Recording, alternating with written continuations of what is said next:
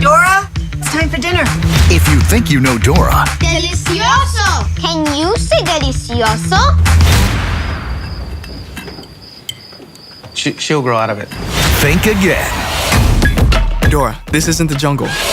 It's high school. It's life or death. So if I don't talk to you, don't take it personal, okay? We're all just trying to survive. High school's a horrible nightmare. Excuse me? I'm kind of stuck. Who are you? I'm glad you brought it up. I'm just kidding. I don't actually care. We're on to something big, Dora. An ancient city made of gold. We're gonna break some rules. We're coming with you, Prima. Oh, look. Dora brought a knife on the field trip, everybody.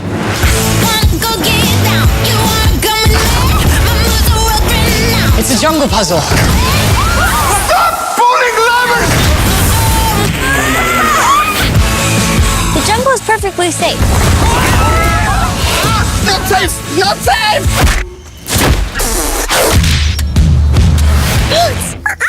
Seriously? You had that in your backpack, too?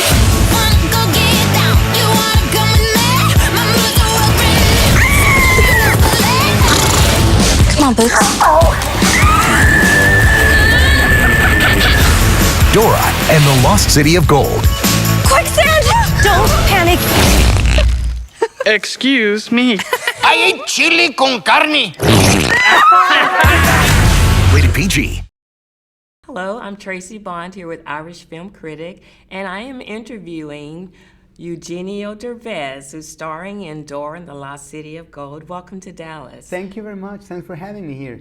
Oh, it's a pleasure. Could you please just tell us about your role as Alejandro in Dora and the Lost City of Gold? Well, I'm like the tour guide. I'm in charge of guiding Dora through the jungle because she's looking for her parents. They're lost, and we're looking for them. I don't want to spoil anything. I don't want to tell you more because there are a lot of moving parts. But yes, I'm the one in charge of guiding her and all the other kids through the jungle. Okay, and I had the opportunity to watch, and it is a wonderful movie. But just a little history here. Dora came out back in 2000, and so here we are almost 20 years later. Yeah. She's all grown up. Tell me why you chose to be a part of this project. Because it's Dora is it's an icon for Latinos, and I think she's a great character. She's inspiring for girls, for kids, and it's great that she's probably the first superhero, the first Latina superhero in the Hollywood screen. So I want to be part of this. I think she's inspiring. She's smart.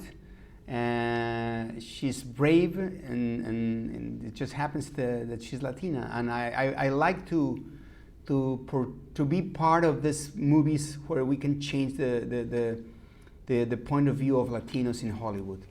Every time I was called for a movie, every time they were offering me a role, it was a role of a criminal or of a drug lord or of a narco. And so I was always fighting. I was like, I want to do movies with a different subject. I want to try to change the image of Latinos in Hollywood. So, and this is part of it. And I commend you for that. You have a vast resume. Now, I've seen that you're the #1 social media influencer, as well as just as far as being Latin and male, #1 in the world.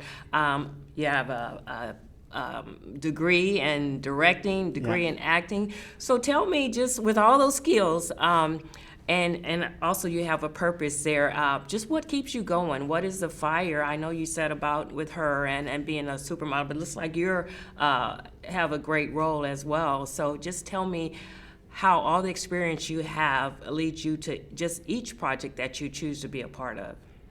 Well, my story is kind of unique. I was born and raised in Mexico City. Then I did my entire career in Mexico City. I was working for Latin America. I had my own TV shows. I did everything there. And 5 years ago, I directed a film called Instructions Not Included. It became the highest grossing Spanish language film ever worldwide. And here in the US, it did huge. And after that movie came out, a lot of doors opened in Hollywood. So I decided to give it a chance, and I came here to the U.S. I shut down my entire life. Everyone thought I was crazy. I closed my office, my production company, family, house, everything. And I moved here to the U.S. to give it a try.